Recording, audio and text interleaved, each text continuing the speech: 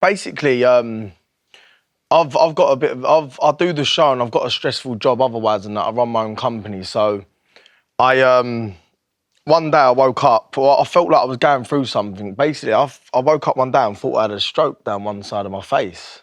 So I went to the hospital and they branded it as stress. So I went away for a few weeks, come back, and I come back and ended up having a bit of a breakdown. So I got through it. When you say breakdown, you mean you were in just like I was in bits, yeah. Just like everything that I never thought would happen to me happened to me at once, and like you never expect it to happen at like a young age and things like that. But I was just taking on so much stress, and I woke up one morning, I didn't want to leave the house. I was just like I was getting anxiety, which I've never had. I didn't know what to do with myself, and what happened was I got help through it through my family, and Georgia has like stood by me, and I had the right help around me, and I got over it.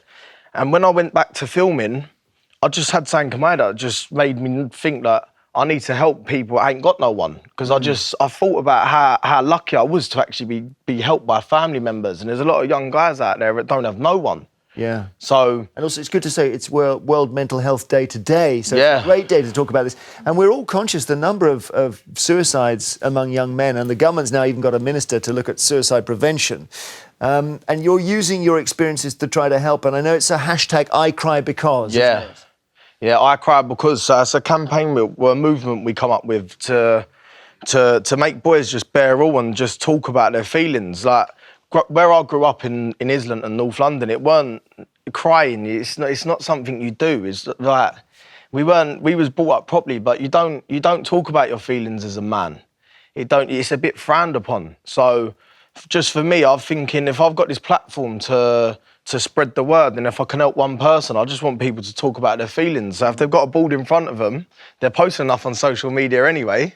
So just let it all out. Why is it, ladies on the panel, that men are so bad at talking about how they feel? Is this a post-war thing, do you think, Janet? I think some of it is to do with the way that we have for a long time brought up our children. You know, that little girls are allowed to be emotional, little boys should not be. And Dad's what's saying shocking, though, is Yeah. that I like to think that in my generation we haven't done that. You know, I've got 2 daughters and a son. I like to think I've been equal and even-handed with them. Perhaps I haven't, or perhaps just in the way I'm with their friends or with the way that they conduct themselves. Maybe there's something really subliminal almost about the way that we expect our children or hope our children will be. Because after all, we're sending small, vulnerable people out into a world that we know may hurt, damage or upset them, and we want them to be well prepared.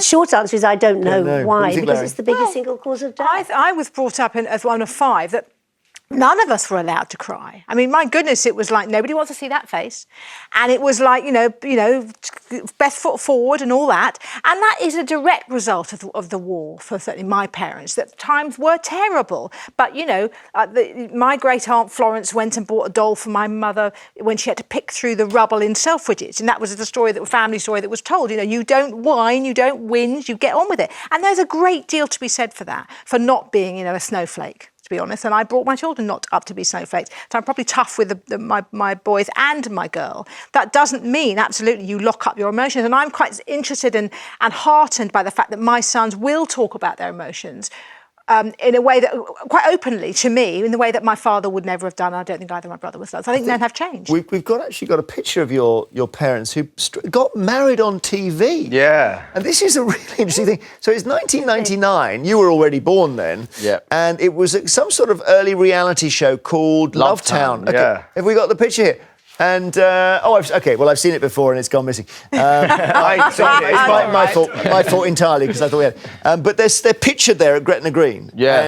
And they're part of this show. Yeah. So that's odd, because then you live your life on a reality show Yeah, anyway. yeah. So the concept behind it is you run away to Gretna Green in Scotland and get married and just have like a witness. And my family are from Dublin, so turned up with half of Dublin to Gretna Green and took the old place over. But I think you're in a very unusual position now where you are living your life on screen in Towie, and you know, watching some of the arguments. Golly, hammer and tongs, who's that guy, Dykes or something, he's always causing trouble on that show. And I'm just wondering if there's a little parallel with you, Janet, because you went to Blue Peter so early, and in a way you were living a public life there. We were, but by golly, we were protected because there was no social media. It was even before paparazzi. So it wasn't like we were getting away with stuff, but we were certainly allowed a private life.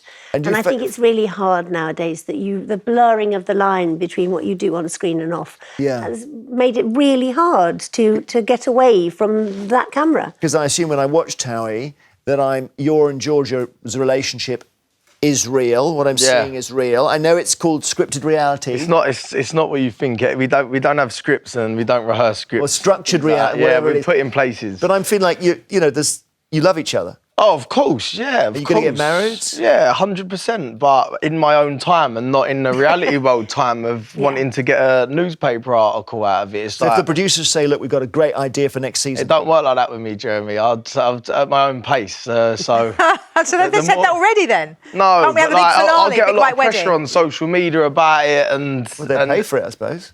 Yeah, I don't think getting married for money is really the way to do it, is in it? your own time. Yeah, I will do.